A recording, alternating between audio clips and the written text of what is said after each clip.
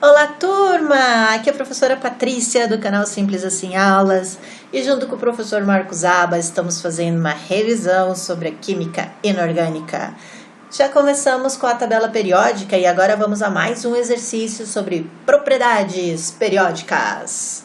Vamos dominar a nossa tabelinha! Esse exercício fala o seguinte: em qual das transformações a seguir, no sentido indicado pela setinha, a energia envolvida mede o chamado potencial de ionização. Vocês estão lembrados do que é potencial de ionização? Ionização é o processo de transformação de um átomo neutro em um íon positivo por meio da remoção do seu elétron. Então, quando eu consigo tirar um elétron de um elemento neutro, eu transformo ele num íon positivo. E o cara que consegue fazer isso é o cara que passa a ser, então, um íon negativo. Para ele conseguir fazer isso, ele precisa ter um grande potencial de ionização. E onde estão esses caras que conseguem roubar muitos elétrons dos outros elementos dentro da tabelinha? Os caras que têm a maior energia de ionização localizam assim, da esquerda para a direita e de baixo para cima. Então, se esses caras aqui, ó, os não metais, que têm maior energia de ionização, ou seja, os que mais conseguem roubar elétrons, tá? Então, para nós encontrarmos qual dessas reações significa, representa o potencial de ionização, a gente precisa descobrir quais desses caras aqui perdeu um elétron.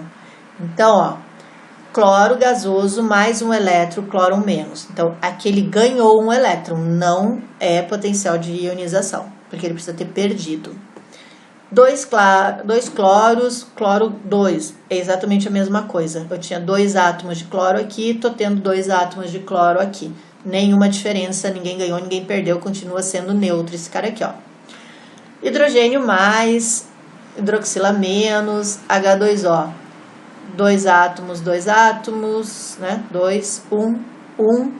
Ninguém ganhou, ninguém perdeu, não aconteceu nada, apenas uma reação química formando uma molécula de água. Sódio no estado neutro, sódio mais um elétron. Gente, olha aqui, ó. O sódio perdeu um elétron, passando para sódio mais. Antes da setinha, ele era um elemento neutro. Depois da setinha, ele é um íon positivo mais o elétron que ele acabou de perder. Então, esse sódio aqui está nos indicando um potencial de ionização. Alguém está roubando este elétron do sódio. Aqui a gente tem o hidrogênio mais um elétron para formar meia molécula do gás hidrogênio. Então, a resposta para este exercício tá aqui, é a letra D, é o sódio que acabou de perder um elétron. Perdeu! Próximo exercício fala o seguinte: considere as seguintes propriedades periódicas: baixa energia de ionização, alta eletronegatividade, alta eletropositividade, baixa afinidade eletrônica. A sequência dos elementos que apresentam as propriedades relacionadas na respectiva ordem é, pessoal, quando ele fala qualquer exercício que diz respectiva ordem ou respectivamente, significa na ordem. O primeiro elemento corresponde à primeira propriedade, o segundo elemento, segunda propriedade, terceiro elemento, terceira propriedade, quarto elemento, quarta propriedade. Eu vejo muito exercício errado nas provas, porque a galera não entende respectiva ordem, tá? Ou respectivamente. A galera não entende que tem que ser exatamente na ordem. E aí erra o exercício porque não entendeu o enunciado. E depois fica brigando com o professor. Não dá certo, tá aqui esse cara aqui. Todos esses aqui tem aqui. Ok, tem, mas está nessa ordem? Não, então tá errado. Ok? Prestar atenção no enunciado. Agora vamos buscar qual linha aqui eu tenho essas propriedades com seus respectivos elementos. Então vamos lá. Nosso esqueminha para relembrarmos as funções periódicas e a tabela periódica para a gente encontrar o nosso amiguinho. Baixa energia de ionização. A tabela nos dá a maior energia de ionização, aqui a energia de ionização, a maior está aqui. Então, quem tem menor energia de ionização é o cara que está o mais oposto possível da maior energia de ionização. Então, se a maior energia está neste canto aqui, a menor ou a mais baixa está no canto oposto. Bom, vamos ver então qual desses aqui que são os primeiros é o cara que está mais no oposto da maior energia de ionização. Então, vamos lá. O lítio, onde está o nosso amiguinho lítio? Está aqui em cima. O neônio está aqui, ó, ele é um gás nobre, então ele tem alta energia de ionização, não pode ser ele. O hélio é mais alto ainda, é o campeão, o top das galáxias, também não pode ser. O césio está aqui e o potássio está aqui. Então, entre o lítio, o potássio e o césio, quem está mais oposto? Se a energia de ionização é de baixo para cima, então a menor energia de ionização é de cima para baixo. Então, de cima para baixo, quem a gente encontra? Tá aqui o nosso amiguinho césio. Bom, gente, só por aqui eu já mato o exercício. Então, no momento que eu achei o primeiro, eu já matei, porque ele só me deu uma opção com o césio. Então, já estaria resolvido o exercício aqui. Mas vamos conferir esses outros elementos, tá ok? Só para a gente praticar o exercício. Quem tem alta eletronegatividade? Alta eletronegatividade é o maior cantinho aqui de cima, mais do canto. Então, vamos ver. Berílio, tá bem aqui, ó. Família dos alcalinos terrosos.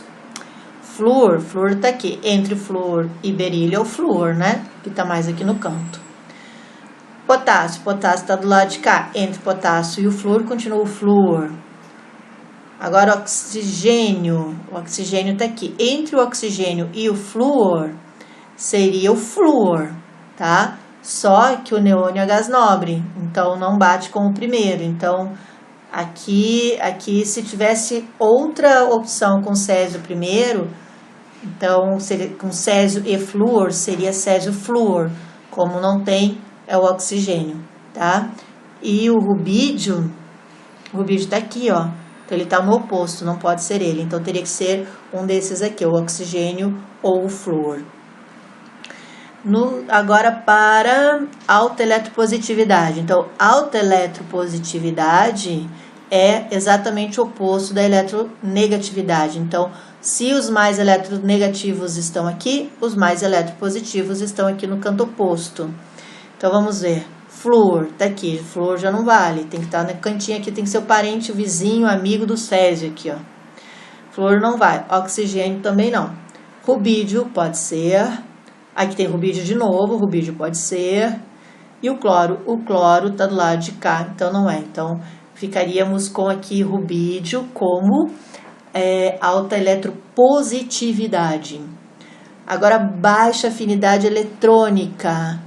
Então, se a maior eletronegatividade está no canto de cá, a menor está do lado oposto. Então, também vai ser um metalzinho aqui, ó, da família 1, família 2. Então, vamos ver. Oxigênio não, alta eletronegatividade. Alta afinidade eletrônica. Bromo está aqui, ó, alta afinidade eletrônica. Potássio aqui, ok, pode ser. Lítio também pode ser. E flúor não, tá? Então, o lítio realmente ele tem uma baixa afinidade eletrônica. O rubídio tem uma alta eletropositividade. O oxigênio tem uma alta eletronegatividade. E o césio tem uma baixa energia de ionização. Resultado para este exercício, então aqui a letra D. Vamos fazer mais um? Mais um exercício. Constituem propriedades aperiódicas dos elementos. Densidade, volume atômico, massa atômica. Ponto de fusão, eletronegatividade e calor específico. Volume atômico, massa atômica e ponto de fusão. Massa atômica, calor específico e ponto de fusão. Massa atômica e calor específico. Bom, primeiro vamos relembrar os conceitos. Sem conceito, a gente não acha a resposta. O que é propriedade periódica e propriedade aperiódica. As propriedades periódicas, elas vão ocorrer à medida que o número atômico do elemento aumenta, ou seja, assumem valores que crescem e decrescem em cada período da tabela. Então, são elas raio atômico, energia de ionização, eletroafinidade, eletronegatividade, densidade ou massa específica, temperatura de fusão, ebulição e volume atômico. As propriedades aperiódicas têm os seus valores variando à medida que o número atômico aumenta, mas eles não obedecem à posição na tabela, ou seja, não se repete em períodos regulares, não acontece respectivamente conforme o número atômico, tá? Cuidado, pessoal, com raio atômico, número atômico e massa atômica. Número atômico é o número de prótons no núcleo. As propriedades aperiódicas, elas vão variar à medida que o número atômico aumenta, mas elas não obedecem à posição na tabela, ou seja, elas não seguem períodos, não é sistemático. Então, são elas calor específico, índice de refração, dureza e massa atômica. Agora a gente consegue achar a resposta do nosso exercício. Então, são propriedades aperiódicas a massa atômica e o calor específico. Lembrando que massa atômica é o número de prótons mais nêutrons, é diferente de número atômico, que é somente o número de nêutrons, ok? Fácil essa, né? Vamos fazer mais um exercício. Com relação às propriedades periódicas, é correto afirmar que, no mesmo período, os não metais, quando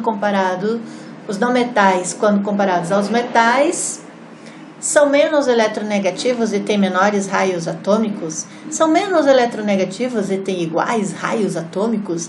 São mais eletronegativos e têm menores raios atômicos? Têm maiores raios atômicos e são mais eletronegativos? Ou têm menores raios atômicos e menores energias de ionização? Gente, se nós estamos falando de propriedades periódicas, o único lugar que a gente vai encontrar essa resposta é onde? Na tabela periódica. Vamos a ela. Aqui a gente tem uma tabelinha onde nós encontramos os metais e os não metais. Aqui gases nobres e semimetais. Bom, vamos ver os sentidos aqui, ó. Sentido do crescimento do raio atômico, da esquerda para a direita e de cima para baixo. Sentido do crescimento da eletronegatividade, da esquerda para a direita e de baixo para cima. Sentido do crescimento da energia de ionização é igual ao crescimento da eletronegatividade, da esquerda para a direita e de baixo para cima. Então, se nós compararmos aqui os metais com os não metais, o que a gente pode dizer? Que os metais têm raio atômico maior do que os não metais, correto? Ó, se é nesse sentido aqui, da esquerda para a direita, então os metais têm maior raio atômico. E esse aqui de baixo é o que tem o maior raio. Sendo esse aqui o menor, esse aqui, oposto, menor. Já a gente pode dizer que os não metais têm maior eletronegatividade e maior energia de ionização, ou seja, eles conseguem atrair mais elétrons, eles conseguem arrancar mais elétrons dos pobrezinhos dos metais. Então, esses aqui vão formar íons negativos, estes aqui vão formar íons positivos, maior eletropositividade, maior eletronegatividade. Assim, a gente pode concluir que os metais são mais eletronegativos e têm menores raios atômicos do que os metais. Então, a respostinha correta aqui, ó, em relação à propriedade periódica, a gente pode afirmar que no mesmo período, os não metais, quando comparado aos metais, são mais eletronegativos e têm menores raios atômicos. Yes! É isso aí, pessoal, e no próximo vídeo a gente faz mais exercícios para você praticar as propriedades periódicas dos nossos elementos. E não esqueça de se inscrever no canal dos elementos, professora Patrícia e professor Marcos. Simples assim, aulas e Marcos Alba Matemática. Esperamos por você. Curte, compartilha, deixa aí o seu joinha, o seu comentário que a gente fica feliz. Beijo, galera. Até o próximo vídeo.